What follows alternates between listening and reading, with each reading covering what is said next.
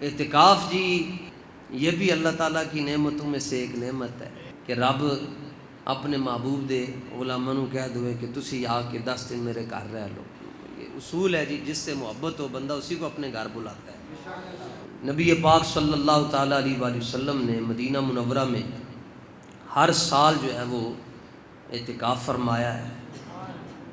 جب آپ کا وصال ہوا تو اس کے بعد ازواج مطہرات امہات المومنین اعتکاف فرماتی ہیں۔ اعتکاف کا معنی یہ ہے کہ کسی ایک جگہ پہ جم کے بیٹھ جانا، اللہ کی بارگاہ میں یہ بات عرض کرنا کہ یا اللہ جب تک مجھے معاف نہیں کرے گا میں نہیں اٹھوں گا، جب تک میرے دل میں اپنے محبوب کی محبت کا نور نہیں ڈالے گا میں نہیں اٹھوں گا۔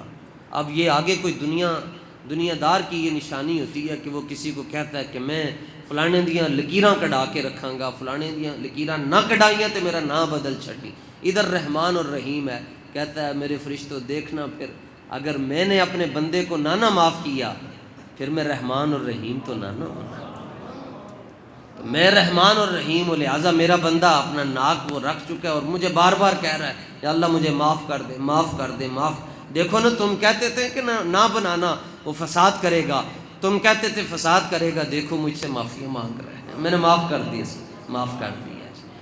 اعتکاف میں شریعت اسلامیہ کے مسائل سیکھنے کو ملتے ہیں، قرآن مجید کی تلاوت کا ذوق پیدا ہو جاتا ہے، باجماعت نماز کا انتظار نصیب ہوتا ہے، حضور پر نور صلی اللہ تعالیٰ علیہ وآلہ وسلم کی ذات عالی پر درود و سلام پڑھنے کا موقع ملتا ہے۔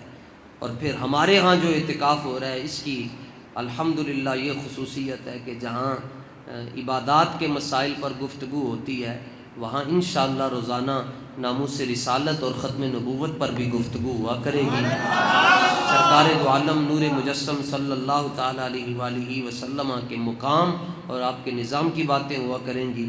اہل محبت جو یہاں پر بھی بیٹھنا چاہتے ہیں وہ 100 بار بسم اللہ، جی آیا نو، خوش آمدید۔